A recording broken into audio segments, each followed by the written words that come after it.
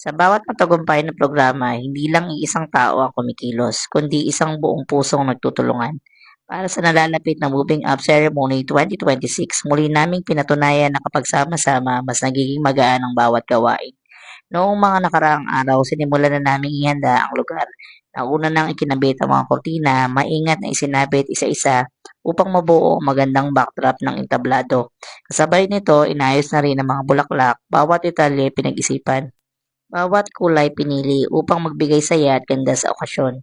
Hindi rin nagpahuli ang paggawa ng entrance arc, isang simbolo ng panibagong yugto sa tatahakin ng ating mga munting mag-aaral. Dito pa lamang dama na ang excitement at kahalagahan ng araw ng kanilang pinaghirap. At ngayong araw nga ay bumalik kami dala ang mas matibay na determinasyon na tapusin ang lahat. Unti-unti namin ikinabit ang mga cutouts na gawa sa styro, maingat, tiyaga at may kasamang tawanan sa bawat pagdidikit. Kahit minsan ay may kalat, may pagod at may konting aberya, nariyan pa rin ang saya dahil alam naming para ito sa mga bata.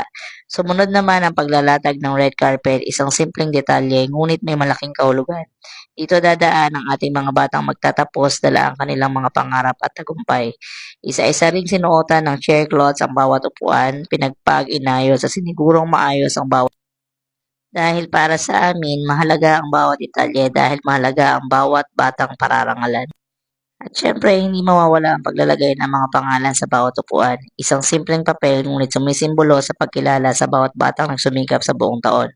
Sa likod ng lahat ng ito, hindi kami nag-iisa. Nariyan ang ating mga supportive na magulang na laging handang tumulong, mag-abot ng kamay at magbigay ng lakas sa amin. Ang kanilang presensya ay patunay ng tunay na bayanihan. Kasama rin namin si Ala na walang sawang tumutulong sa bawat gawain. Si Kuya Cesar na laging present sa paglilinis at pag-aayos ng lugar. Hindi rin mawawala sina Ma'am Jenny at Ma'am Rachel ang aking kapartner sa kindergarten na buong puso naglaan ng oras at effort para sa ikagaganda ng ating programa. Nariyan din sina Kuya Romeo, Ate Lani at Kuya Jose, mga katuwang na maasahan sa bawat aspeto ng paghahanda. Sa tulong ng bawat isa, naging magaan ang mabigat, naging mabilis ang matagal at naging masaya ang nakakapagod. At bago pa man namin namalayan, tapos na ang lahat. Isang lugar na dati payak ngayon ay handa nang maging saksi sa tagumpay ng ating mga munting mag-aaral. Ito ay hindi lamang dekorasyon kundi bunga ng pagkakaisa, pagtutulungan at pagmamahal para sa mga bata. Dahil sa uli, ang bawat pagod ay napapalitan ng saya kapag nakikita nating handa na ang lahat para sa kanilang espesyal na araw. Kaya naman sa mga tumulong sa amin, maraming maraming salamat po. At sa aming mga inakay, handa na ang itablado para sa inyong tagumpay.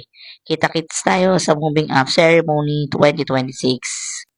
At syempre, hindi mawawala ang pinakaabang-abang na bahagi, ang kainan. Dahil ang pagod, mas gumagaan kapag may kasamang masasarap na handa. Talagang nag-effort ang aming mga supportive na parents sa maganda ng iba't ibang merienda para sa lahat. May pansit gisado na suwak sa panlasa, creamy na carbonara, malutong na lumpiang gulay, refreshing na kanin salad at syempre may soft drinks pa para sa lahat. Sa bawat subo, hindi lang busog ang nararamdaman, kundi pati ang pasasalamat sa pagmamahal at suporta na kanilang ipinapakita. Dahil sa simpleng salo-salo na ito, mas lalong naging masaya, mas naging magaan at mas naging makulay ang aming paghahanda para sa Moving Up Ceremony 2026. Kaya maraming maraming salamat po sa aming mga magulang na napaka-support. At dahil dyan, eto na ang final output na aming ginawa.